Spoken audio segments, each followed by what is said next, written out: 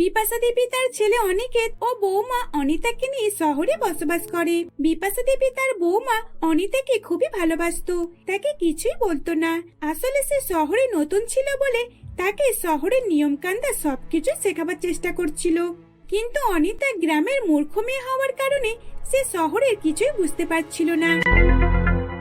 এমনই একদিন তাদের বাড়িতে এক দরিদ্র ভিখারি আসে। বাড়িতে কেউ আছেন? আমাকে দুটো খাবার দেবেন, খুব জোরে খিদে পেয়েছে। আসলে 4 দিন না খেয়ে রয়েছি, খিদের জ্বালায় আমি আর হাঁটা চলাও করতে পারছি না। ভিখারি বুড়িমার গলার শব্দ শুনে নতুন বউ অনিতা বাড়ি থেকে বার হয়ে আসে। আপনাকে খুব জোরে খিদে পেয়েছে? আচ্ছা ঠিক আছে, আপনি এখানেই বসুন, আমি আপনার জন্য কিছু খাবার নিয়ে আসছি। এই বলে অনিতা রান্নাঘরে চলে যায়। সে নিজে রান্নাঘরে গিয়ে বুড়িমার জন্য রুটি তরকারি নিয়ে আসে। এই নিন, আমি আপনার জন্য রুটি তরকারি নিয়ে এসেছি, এটা খেয়ে নিন। ততক্ষণ আমি আপনাকে আরো দুটো রুটি আর তরকারি প্যাক করে দিচ্ছি, আপনি নিজের সঙ্গে নিয়ে যাবেন। এই বলে অনিতা আবারও রান্নাঘরে যায়, আর এদিকে ভিখারি বুড়িমা বেশ ভালোভাবে রুটি তরকারি খেতে থাকে। খাওয়া দাওয়া শেষ হয়ে যাবার পর অনিতা তাকে প্যাকেটটা দিয়ে দেয়। তারপর বুড়িমা অনিতাকে বলে, মা, তুমি খুব ভালো, সত্যি এত ভালোবেসে যত্ন করে কেউ খাবার দেয়নি, কিন্তু তুমি আমাকে খাবার দিলে, আবার বসে খাইয়েও দিলে, এটাতে আমার অনেক ভালো লেগেছে, আমি অনেক খুশি হয়েছি। বুড়িমা যখন এইসব কথা অনিতাকে বলছিল তখনই সেখানে বিপাশা দেবী আর অনিকেত চলে আসে। বাহ, আমার বৌমা কত দয়ালু, দেখে খুব ভালো লাগছে। দেখেছিস অনিকেত, এই কারণেই তোকে বলেছিলাম গ্রামের মেয়েরা অনেক ভালো হয়, আর এই জন্য আমি গ্রামের মেয়েকেই বৌমা করেছি। অনিকেত, বলছি আমাকে 500 টাকা দাও তো। কেন, তোমার আবার 500 টাকা কিসের প্রয়োজন হয়ে গেল? দাও না, আমি দিতে বলেছি তো। এই বলে অনিতা অনিকেতের কাছ থেকে 500 টাকা নেয়। অনিকের কাছ থেকে 500 টাকা নিয়ে সে বুড়িমাকে দিয়ে দেয়। তখন ভিখারি বুড়িমা বলে, তুমি আমাকে খাবারও দিলে, আবার টাকাও দিচ্ছ, সত্যি মা, তুমি অনেক ভালো, আরো অনেক বড় হও তুমি। এই বলে ভিখারি বুড়িমা সেখান থেকে চলে যায়। এইসব দেখে বিপাশা দেবী অনেকে খুশি হয়। সে ভাবছিল সে তার বৌমা হয়তো সত্যি অনেক দয়ালু। এইভাবে কথাবার্তা বলার পর তারা বাড়ির ভিতরে চলে যায়। দেখতে দেখতে বেশ কিছুদিন অতিবাহিত হয়ে যায়। অনিতা শহরের কিছু নিয়ম কায়দা কানুন জানতো না। এমনই একদিন তাদের বাড়ির বাইরে এক ফিরিওলা আসে। ফিরিওলাটা কিছু জামা কাপড়ের বদলে নতুন হাঁড়ি, থালা বাসন এইসব দিচ্ছিল। এটা দেখে অনিতা তার শাশুড়ি মায়ের কিছু নতুন শাড়ি নিয়ে সেখানে হাজির হয়। দাদা, আমার থেকে এই নতুন শাড়িগুলো নিয়ে আমাকে একটা নতুন হাঁড়ি দিন। এই বউটা কি পাগল টাগল আছে নাকি রে বাবা? নতুন শাড়ি দিয়ে একটা শাড়ি চাইছে, আর তাছাড়া শাড়িটাকে দেখেই মনেই তো হচ্ছে অনেক দামি শাড়ি। এই বউটা থেকে শাড়িটা যদি আমি একবার নিয়ে নিই, তাহলে আমি ভালো বড় দোকানে গিয়ে বিক্রি করে আসবো, আর আমারও ভালো টাকা লাভ হয়ে যাবে। ফিরিওলা এইসব ভাবনা চিন্তা করে মনে মনে অনেকে খুশি হয়। অনিতার থেকে নতুন শাড়ি নিয়ে তাকে একটা হাঁড়ি দিয়ে দেয়। একটা হাঁড়ি পেয়ে অনিতা ভেবেছিল সে হয়তো অনেক টাকা লাভ করে ফেলেছে। আমি যদি এটা মাকে দেখাই তাহলে মা অনেক খুশি হবে। আমি শাড়ি দিয়ে হাঁড়ি নিয়েছি, আর তাছাড়া এক একটা হাঁড়িতে অনেক দাম। আমি এই হাঁড়িটা কত কম দামে পেয়ে গেলাম। অনিতা নিজে নিজে এইসব কথাগুলো বলছিল আর হাসছিল। তারপর সে বাড়ির ভিতরে ঢুকে আসে। বাড়ির ভিতরে আসতেই অনিতা দেখে যে তার সামনে তার শাশুড়ি মা দাঁড়িয়ে রয়েছে। কি ব্যাপার বৌমা, তুমি কোথায় গিয়েছিলে? আবার এই হাঁড়িগুলো হাতে নিয়ে কেন? মা, এই দেখুন, আমি হাঁড়িটা ফিরিওলার থেকে নিয়েছি, কত সস্তায় পেয়ে গেছি বলুন। সস্তায় পেয়েছো? এই শহরে আবার সস্তা? আচ্ছা, কত টাকা নিল তোমার থেকে? না না, টাকা কেন নেবে আমার থেকে? টাকা নেয়নি তো। আসলে ফিরিওলাটা তো নতুন জামা কাপড় নিয়ে এইসব নতুন হাঁড়ি করে দিচ্ছে, তাই আমি আপনার একটা শাড়ি নিয়ে গিয়ে দিলাম, আর আমাকে এই হাঁড়িটা দিয়ে দিল। কি, তুমি আমার শাড়ি দিয়ে দিয়েছো? কিন্তু আমার কোন শাড়িটা দিয়েছো তুমি? কোথায় ছিল শাড়িটা? কেন মা, আপনার আলমারি থেকে বার করে দিয়েছি। অনিতার এই কথা শুনে বিপাশা দেবী ছুটে তার রুমে চলে যায়, আর আলমারি খুলে দেখে যে তার বৌমা কোন শাড়িটা দিয়েছে। বিপাশা দেবী আলমারি খুলতেই চমকে ওঠে। সে দেখে যে সবচেয়ে দামি শাড়িটা তার বৌমা ফিরিওলাকে দিয়ে দিয়েছে। বৌমা, এটা তুমি কি করলে? আমার অত দামি শাড়ি তুমি ফিরিওলাকে দিয়ে দিলে? কে তোমাকে এত ভালো কাজ করতে বলেছে বলো তো? দেখো, আমি তো তোমাকে ভালো ভাবতাম, তুমি এইরকম মূর্খ কাজ করবে এটা তো আমি জানতাম না। ওটা আমার কত দামি শাড়ি তুমি জানো? 10,000 টাকা দিয়ে কিনেছিলাম। এইভাবে বিপাশা দেবী অনিতাকে রাগ করতে থাকে, কিন্তু অনিতা সে তো কিছুই বলতে পারছিল না। এইরকম ভাবে দেখতে দেখতে বিকাল হয়ে যায়। বিকাল বেলা অনিতা যখন নিজের রুমে বসেছিল, তখন সে মনে মনে ভাবছিল, আমি তো কিছুই বুঝতে পারছি না, কেন আমাকে মা এত কথা শোনালো। আমি সামান্য একটা শাড়ি দিয়ে দিয়েছি বলে আমাকে এত কথা শোনাবে? শাড়িটা তো পুরানো হয়ে গেছিল, সে বেকার পড়ে রয়েছে দেখেই তো আমি দিয়ে দিলাম। এইসব ভাবনা চিন্তা করতে করতে বেশ কিছুদিন অতিবাহিত হয়ে যায়। আবারও একদিন রাস্তা দিয়ে অনিতাদের বাড়ির সামনে এক প্রচার গাড়ি যাচ্ছিল। দাদারা বৌদিরা আসুন আসুন, এসে দেখে যান, আপনাদের জন্য নানান রকমের জুতো নিয়ে চলে এসেছি একদম আপনাদের বাড়ির সামনে। প্রচার গাড়ির ডাক শুনে অনিতা বাড়ি থেকে বার হয়ে যায় এবং সে প্রচার গাড়িওয়ালার কাছে যায়। তাকে গিয়ে বলে, বলছি দাদা, এখন তো আমার কাছে টাকা নেই, কিন্তু আমার কাছে নতুন জুতো আছে, ওগুলো দিয়ে কি আমি আপনার কাছ থেকে কিছু নতুন জুতো নিতে পারি? হ্যাঁ নিশ্চয়ই, আগে আমি দেখি আপনার কিরকম জুতো রয়েছে। লোকটার মুখে এরকম কথা শুনে অনিতা বাড়ির ভিতর থেকে অনেকেতে নতুন নতুন 2-3 জোড়া দামি জুতো নিয়ে চলে আসে।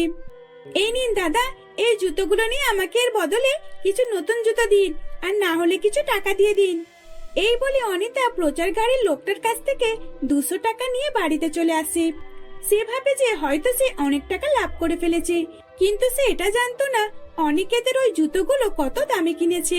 প্রচার গাড়ির লোকটা নতুন দামি জুতো পেয়ে অনেকই খুশি হয় এবং সে আর সেখানে না দাঁড়িয়ে জুতোগুলো নিয়ে সোজা বিক্রি করতে চলে যায়। অনিকেত যখন অফিস থেকে এসে দেখে যে তার নতুন নতুন জুতোগুলো যেখানে রাখা ছিল সেখানে নেই, সেটা দেখে সে বলে, কি ব্যাপার অনিতা, এখানে আমার জুতো রাখা ছিল, ওই জুতোগুলো কি হলো? ওগুলো তো পুরানো হয়ে গেছে, আর তাছাড়া ওগুলো তো পড়ে রয়েছে, তুমি তো পরোনি, তাই আমি প্রচার গাড়িওয়ালাকে বিক্রি করে দিয়েছি, 200 টাকা নিয়ে নিয়েছি। তোমার কি মাথা খারাপ হয়ে গেছে? তুমি কি জানো এই জুতোগুলোর দাম কত ছিল? আমার একটা জুতোর দাম 5,000 টাকা, আর তুমি সেইগুলো মাত্র 200 টাকা বিক্রি করে এসেছো।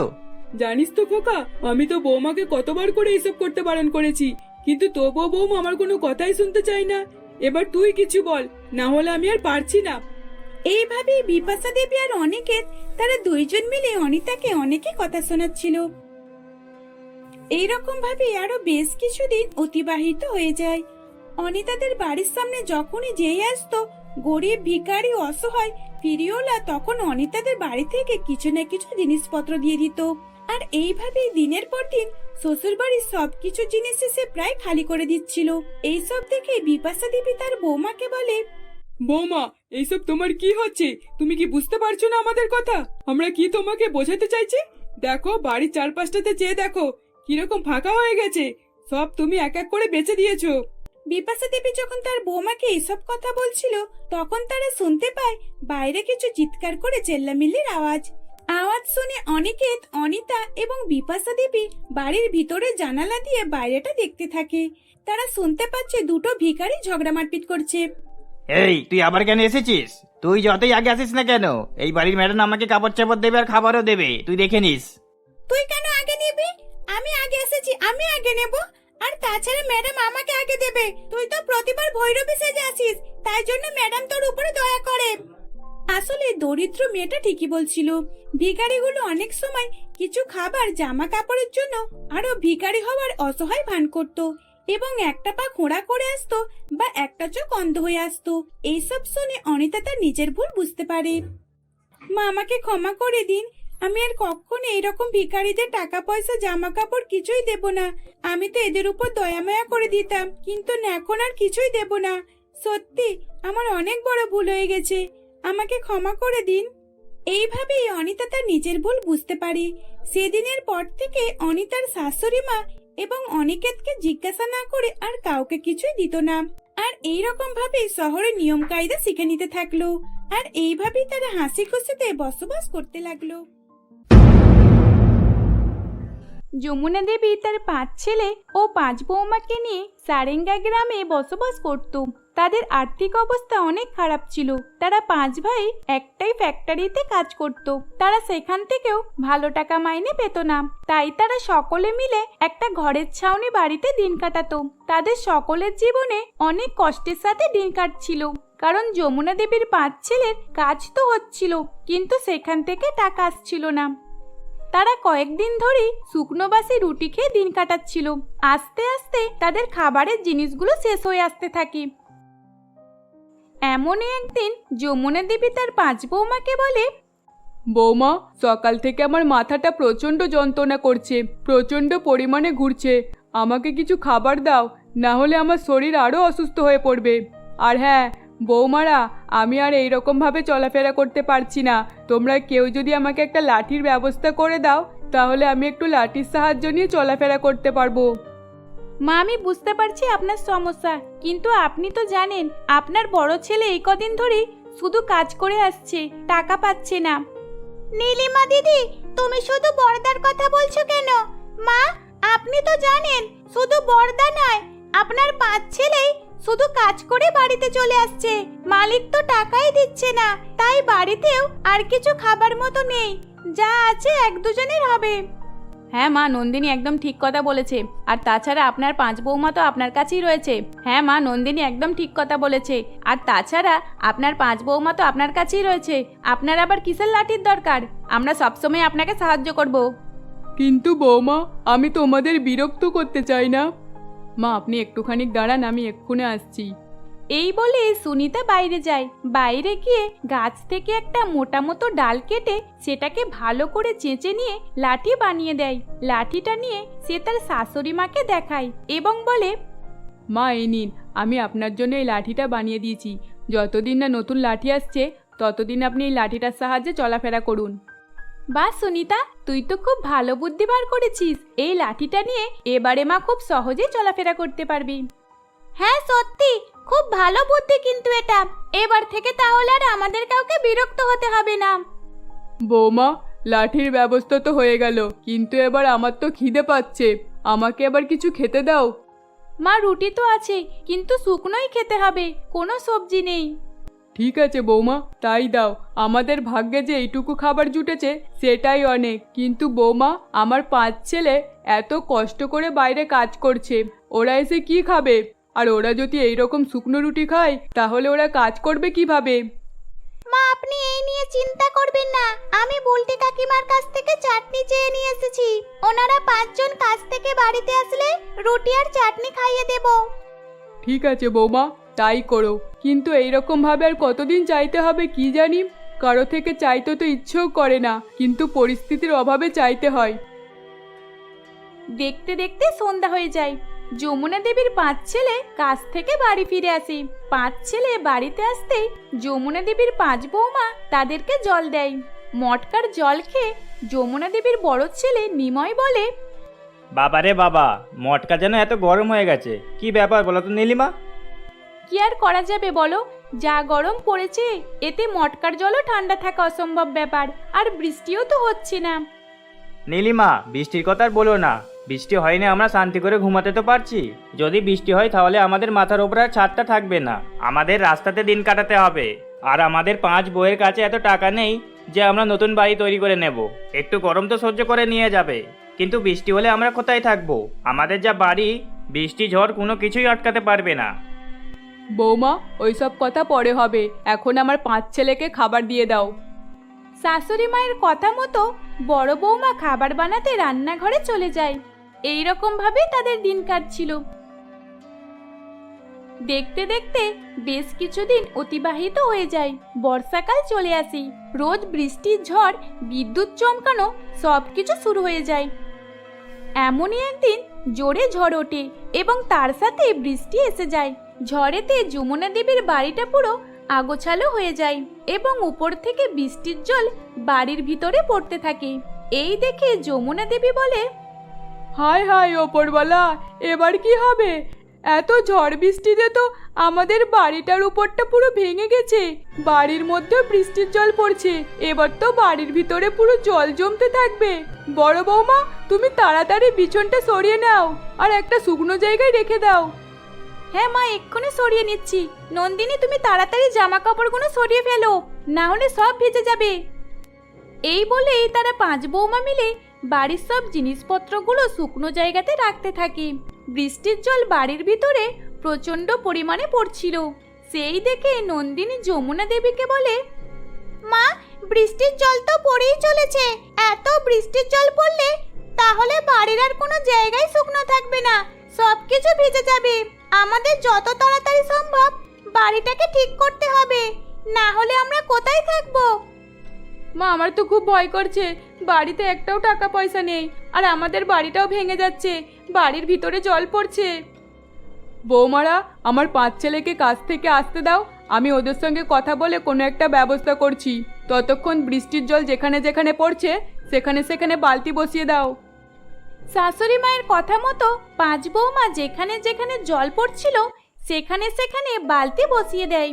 সন্ধেবেলা যমুনা দেবীর 5 ছেলে 1 হাঁটু জলের মধ্যে ভিজে ভিজে বাড়িতে ফেরে। বাড়িতে প্রচন্ড পরিমাণে জল জমে গিয়েছিল। সেই দেখে যমুনা দেবীর 5 ছেলে বলে, মা, যেটাই ভয় হয়েছিল সেটাই হয়েছে। বৃষ্টির জলে আমাদের বাড়িটা পুরো ডুবে গেছে। মা, তোমাকে একটা কথা বলার ছিল। ফ্যাক্টরির মালিক ফ্যাক্টরিটা বন্ধ করে দেবে বলেছে, তাই আমাদের 5 ভাইকে শহরে একটা কাজ দেখে দিয়েছে। আমরা যদি 5 ভাই মিলে সেই কাজটা করি, আর তাহলে তাতে আমাদের অনেক লাভ হবে। আমরা 5 ভাই মিলে আজকেই শহরের উদ্দেশ্যে রওনা দেবো। কিন্তু দাদা, মা আর আমাদের 5 জনের স্ত্রী এই অবস্থায় বাড়িতে কি করে থাকবে?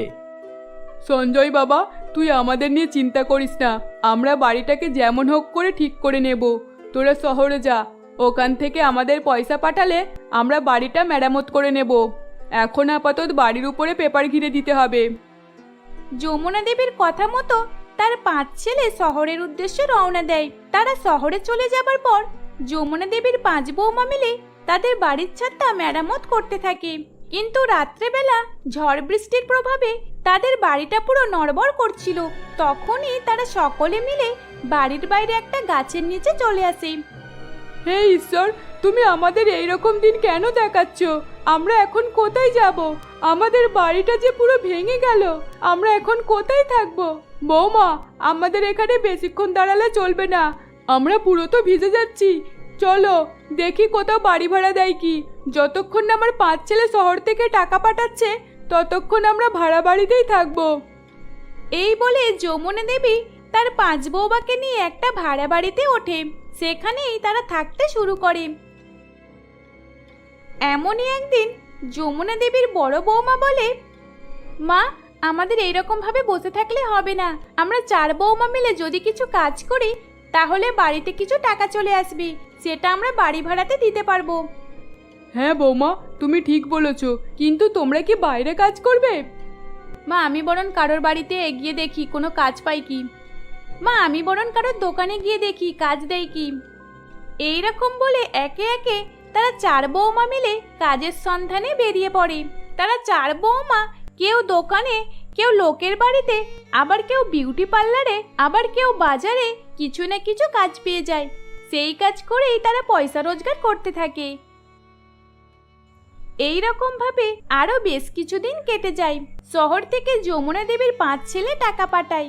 সেই টাকা দিয়ে যমুনা দেবী একটা বাড়ি তৈরি করার মিস্ত্রির সঙ্গে কথা বলে। দেখুন, আমি তো এখন পুরো টাকা দিতে পারবো না, আমি এখন আপনাকে হাফ টাকা দেব, আর হাফ টাকা বাড়ি পুরোপুরি হয়ে গেলে তখন দেব। হ্যাঁ হ্যাঁ, ঠিক আছে, আপনি এই নিয়ে কোনো চিন্তা করবেন না। আপনি আমাকে এক্ষুনি 2 লাখ টাকা দিন, বাকি টাকা বাড়ি ফিনিশ হয়ে গেলে দিয়ে দেবেন, কেমন? যমুনা দেবী রাজি হয়ে যায়। যমুনা দেবী মিস্ত্রিকে 2 লাখ টাকা দিয়ে দেয়। সেদিন থেকেই মিস্ত্রি বাড়ি তৈরি করার কাজ শুরু করে দেয়। দেখতে দেখতে প্রায় 1 মাস কেটে যায়। 1 মাস পর যমুনা দেবী তার 5 বৌমাকে নিয়ে নতুন বাড়িতে আসে। নতুন বাড়িতে এসে যমুনা দেবী ও তার 5 বৌমা খুব খুশি হয়। তখন যমুনা দেবীকে তার 5 বৌমা বলে, মা, এবার আমরা এই নতুন বাড়িতে শান্তিতে থাকতে পারবো, এখানে আর জল পড়ার কোনো ভয় নেই। হ্যাঁ, যদি ওনারা শহরে না যেত তাহলে হয়তো আজ আমাদের ওই ভাড়াটিয়া বাড়িতে জীবন কাটাতে হতো। হে ঈশ্বর, তোমাকে অনেক অনেক ধন্যবাদ। আজ আমার 5 ছেলে কাজও পেয়ে গেছে, আর আমাদের নতুন বাড়িও তৈরি হয়ে গেছে। এখন আমরা শান্তিতে থাকতে পারবো। এই রকম ভাবেই তারা তাদের নতুন বাড়িতে হাসি খুশিতে দিন কাটাতে থাকে।